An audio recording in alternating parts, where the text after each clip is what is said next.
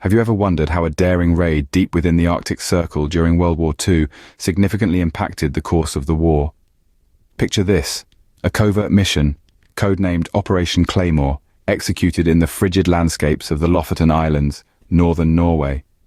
A strategic chess move involving brilliant minds, brave soldiers, and a stealthy naval fleet, poised to deliver a crushing blow to the enemy.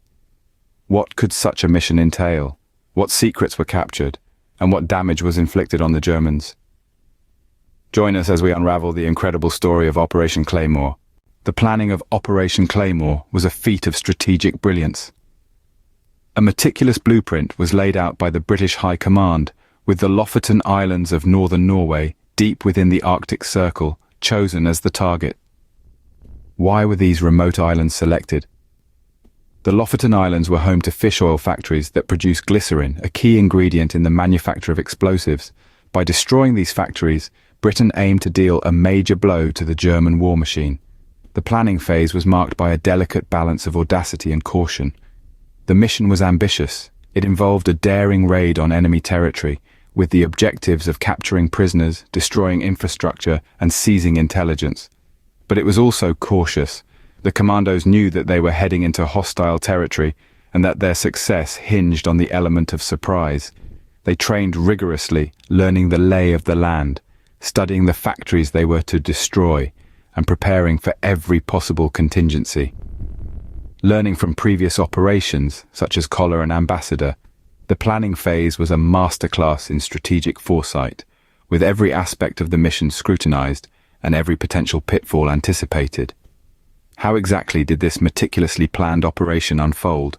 Operation Claymore was set into motion in the early hours of March 4th, 1941. The mission force initially assembled at Skarpa Flow in the Orkney Islands. Then, refueling at Skálafjörður in the Faroes, they headed north, avoiding any German activity, turning east to head towards the Lofoten Islands. Among these naval vessels were the formidable HMS Somali and HMS Eskimo, as well as HMS Bedouin, HMS Tartar, and HMS Legionik. HMS Queen Emma and HMS Princess Beatrix, recently converted landing ships, which were to transport the troops to shore. This naval task force was given the code name Rebel. The operation was spearheaded by key figures, men of exceptional courage and resilience. Lieutenant Colonel John Durnford Slater, the commanding officer of the later commissioned 1st Special Service Battalion, led the assault. He was accompanied by Captain Martin Ling of the Norwegian independent companies. Their valor and leadership were instrumental in the success of the operation. At 06:45, the landings took place. They faced little opposition, the element of surprise working to their advantage, and all personnel were ashore by 06:50. 18,000 tons of merchant shipping were sank, comprising of the Hamburg, Passages, Felix, Eilenau, Rissen, Ando, Grotto, and the Bernhard Schulte. HMS Somali sank the German armed trawler, which opened fire with 4 rounds towards them. Astonishingly, these were the only shots fired from the entire mission. The aftermath of Operation Claymore was far-reaching and significant.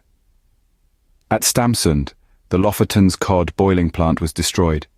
Henningsvær, 2 factories were destroyed, with 13 at Svolvær. In total, it is perceived that an estimated 800,000 gallons from paraffin to cod oil were destroyed. Of immense luck, the elusive Enigma machine, with code books, were recovered from the sinking Krebs.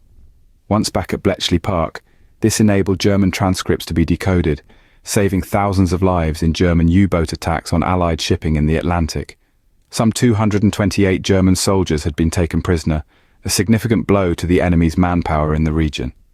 314 fiercely patriotic Norwegians from the islands were also recruited, which no doubt would become incredible assets for future operations.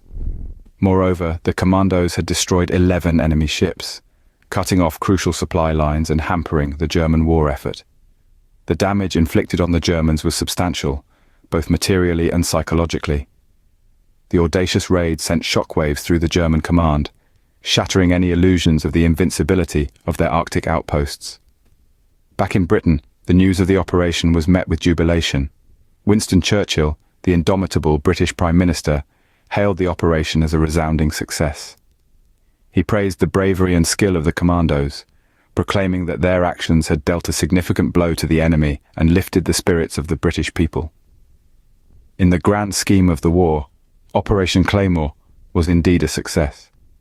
It was a daring raid that hit the enemy where they least expected, disrupting their operations and boosting the morale of the British public. It was a testament to the ingenuity, bravery, and tenacity of the British commandos.